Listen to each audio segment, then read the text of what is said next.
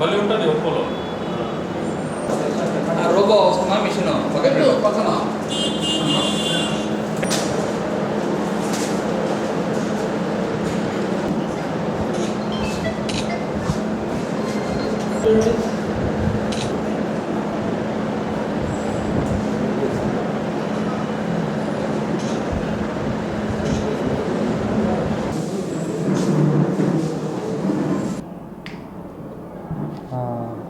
ఈ press conference ముఖ్య ఉద్దేశము జేబీ హాస్పిటల్లో అత్యాధునికమైనటువంటి కీళ్ళ మార్పిడి తర్వాత రివిజన్ కీళ్ళ మార్పిడి శస్త్రచికిత్సలు స్టార్ట్ చేయడం జరిగినది. నేను ఏవో ఆధ్వర్యంలో, ఏవో అంటే ప్రపంచంలో ప్రఖ్యాతిగాంచినటువంటి సంస్థ, ఏది కీళ్ళ మార్పిడికి ఎముకలు విరిగితే అతికించడానికి లేటెస్ట్ టెక్నాలజీ వాళ్ళతోనే ముందు మొదలు పెడతారు. సో ఈ సంస్థ భారతదేశంలో కొన్ని రాష్ట్రాల నుంచి ఒకరిద్దరిని మాత్రమే ఆహ్వానం పలికి అక్కడికి తీసుకుపోయి అక్కడ ట్రైనింగ్ ఇస్తుందన్నమాట. ఆ ట్రైనింగ్కు నేను సెలెక్ట్ కావడం, అక్కడ వెళ్ళడము, అక్కడ అత్యాధునిక చికిత్సలు చూడడము, నేర్చుకోవడం జరిగింది. భారతదేశంలో అతి తక్కువ cities, metropolitan cities like Delhi, Bombay అట్లాంటి చోట్ల మాత్రమే అరుదుగా అది కూడా జరిగే చికిత్సలు ఇప్పుడు మన జేబీ హాస్పిటల్లో మొదలుపెట్టాము. స్పెయిన్లో వెళ్ళిన తర్వాత మాడ్రిడ్ అనే ఒక సిటీలో ఏవో ఆధ్వర్యంలో జరిగినటువంటి ప్రెస్ కాన్ఫరెన్స్లో, ఈ ట్రైనింగ్ క్యాంప్లో ప్రపంచం నుంచి నలుమూలల ప్రపంచ ప్రఖ్యాతిగాంచినటువంటి సర్జన్స్ అందరూ వచ్చి మాకు, అంటే భారతదేశం నుంచి కొందరు, ప్రపంచంలో కొన్ని దేశాల నుంచి చాలామంది డాక్టర్ని పిలిచి 26 మందిని ట్రైన్ చేశారు. అక్కడ దొరికేటువంటి ఇన్స్ట్రుమెంట్స్ కానీ, దాని తర్వాత పద్ధతులు కానీ, టెక్నిక్స్ కానీ మన భారతదేశంలో చాలా తక్కువ మందే చేస్తారు. అటువంటి దాంట్లో ట్రైన్ అయ్యి వచ్చాము. ఇప్పుడు ఈ ట్రీట్మెంట్స్ మేము జేబీ హాస్పిటల్లో ఈ నెల నుంచి ప్రారంభించినాము. వాటిల్లో ముఖ్యంగా ఏమిటంటే ఈ రోబోట్ టెక్నిక్స్ అన్నమాట. రోబోట్తో ప్రైమరీ మోకాళ్ళ మార్పిడి చేయడం అనేది చాలా సహజం అయిపోయింది ఇప్పుడు భారతదేశంలో. కానీ రోబోతో రివిజన్ కూడా చేయడం అనేది ఇప్పుడు మన జేబీ హాస్పిటల్లోనే స్టార్ట్ చేశాము. ఈ రోబోతో ఎందుకు మామూలు ఆపరేషన్లకు రోబోతో ఏమి డిఫరెన్స్ అంటే, రోబో అనేది ఒక రోబోట్ నుంచి చెయ్యదు. రోబో అంటే ఈ మిషన్ మాత్రమే.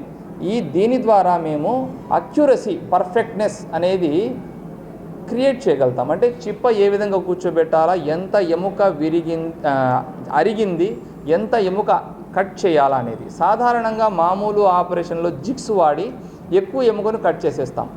తద్వారా ఎప్పుడన్నా ఫ్యూచర్లో రివిజన్ ఆపరేషన్ చేయాలంటే మనం ఎక్కువ ఎముకను కట్ చేయాల్సి వస్తుంది. తర్వాత ఎముక మనకు దొరకపోగా ఏం చేస్తామంటే చిప్పలు యొక్క థిక్నెస్, సాంద్రత పెంచాల్సి వస్తుంది మనము. సో అవి పెంచడం వల్ల ఇన్ఫెక్షన్ రేట్ పెరుగుతుంది. సో ఇవన్నీ ఉండవు. ఈ రోబోతో అతి తక్కువ ఎముకను కట్ చేసి, తక్కువ మాంసాన్ని ఓపెన్ చేసి, చిప్పలు కూర్చోబెట్టి, అతి తక్కువ సాంద్రత ఉన్న చిప్పల్ని కూర్చోబెట్టి మంచి నడక వచ్చేటట్టు, ఫాస్ట్ రికవరీ ఉండేటట్టు మనం చేయవచ్చు. సో ఇప్పుడు మన దగ్గర ఉన్న వెలీస్ రోబో అనేది జాన్సన్ జాన్సన్ కంపెనీ రోబో. ఈ జాన్సన్ జాన్సన్ కంపెనీ రోబో ప్రపంచంలోనే మోకాళ్ళ మార్పిడి, మక్కి మార్పిడిలో చాలా ప్రఖ్యాతిగాంచింది. 40 సంవత్సరాలకు పైగా దీనికి అనుభవం ఉంది. అక్కడున్న సైంటిస్టులు వీళ్ళందరూ దీన్ని లేటెస్ట్ కనుక్కొని మాకు ఇవ్వడం జరిగిందనమాట. ఇది 5th జనరేషన్ రోబో. రాయలసీమలో మొదటి వెలీస్ రోబో 5th జనరేషన్ మా దగ్గరే ఉంది, ఎవరి దగ్గర లేదు. సో దీంతో ఇప్పటికే మేము ఒక 100కు పైగా కీళ్ళ మార్పిడులు చేశాము. దీంతో ఇంకో లాభం ఏంద్రా అంటే, లోపల మనం వాడే కుట్లు కూడా యాంటీబయాటిక్ కుట్లు. చాలామంది భయం ఏముంటుందంటే మోకాళ్ళ మార్పిడి చేస్తే ఏమన్నా కుర్చీం పడుతుందేమో, లేకపోతే కాలు వంకరున్న కాలు చక్కగా కాదేమో అనే భయం ఉండదు. రోబో సహాయంతో, అంటే రోబో చెయ్యదు, మేమే చేస్తాము. రోబో వచ్చేసి మనకు అసిస్ట్ చేస్తుంది. ఎంత వంకర పోయింది, ఎంత కట్ చేయాలా, ఎంత చక్కగా చేయాలా, 2 కాళ్ళు కంపేర్ చేసుకొని ఈక్వల్గా చేయొచ్చు. కొన్నిసార్లు ఏమిటంటే ఒక కాళ్ళు చేస్తే మనము దాంట్లో పర్ఫెక్ట్నెస్ రాదు, ఆ కాలుతో కంపేర్ చేయలేం. కానీ రోబోతో 2 కాళ్ళు కంపేర్ చేసి, ఇప్పుడు మన కంటితో చూడడం కన్నా రోబోతో చూస్తే కంటి యొక్క క్లారిటీ, ఒక మనిషికి హెల్తీ ఇండివిజువల్, ఆరోగ్యంగా ఉండే ఒక మనిషికి 80 హెర్ట్జ్ మాత్రమే. కానీ రోబోకు 240 హెర్ట్జ్, 3 రెట్లు బాగా క్లియర్గా కనిపిస్తుంది. దాని డిఫార్మిటీ కూడా పర్ఫెక్ట్ కనుక్కొని చేస్తుందన్నమాట. దీంట్లో రక్తము పోవడం తక్కువ, అంటే బ్లడ్ లాస్, ఇన్ఫెక్షన్ రేట్స్ తక్కువ, తర్వాత అక్యూరసీ బాగుంటుంది, మనిషి త్వరగా కోలుకొని తొందరగా నడుస్తాడు. ఇప్పుడున్న టెక్నిక్స్ ఏంటంటే స్నానం కూడా చేసేయచ్చు నెక్స్ట్ డేనే. ఈరోజు ఆపరేషన్ చేస్తే రేపు స్నానం కూడా చేసేయచ్చు. అటువంటి ప్లాస్టర్స్ వస్తాయి గాయాల దగ్గర. లోపల కుట్లు కూడా యాంటీబయాటిక్ కాబట్టి చీము పట్టే ఛాన్స్ కూడా చాలా తగ్గిపోయిందనమాట. ఇదే టెక్నిక్ మనము రివిజన్లో కూడా వాడతాం సేమ్. సో దానివల్ల రివిజన్ సర్జరీస్ అనేవి చాలా అరుదుగా జరుగుతాయి. అటువంటివి మన జేబీ హాస్పిటల్లో నెలకు 1-2 జరుగుతూనే ఉన్నాయి. ఇప్పుడు ఇంకా నంబరు పెరగచ్చు కూడా, ఎందుకంటే ప్రతి ఒక్కరూ మోకాళ్ళ మార్పిడి చేయడం మొదలుపెట్టినారు. ఈ మోకాళ్ళ మార్పిడి, ప్రైమరీ మోకాళ్ళ మార్పిడి అయిపోయిన తర్వాత నెక్స్ట్ డే సెకండరీ మోకాళ్ళ, అంటే రివిజన్ మోకాళ్ళ మార్పిడి.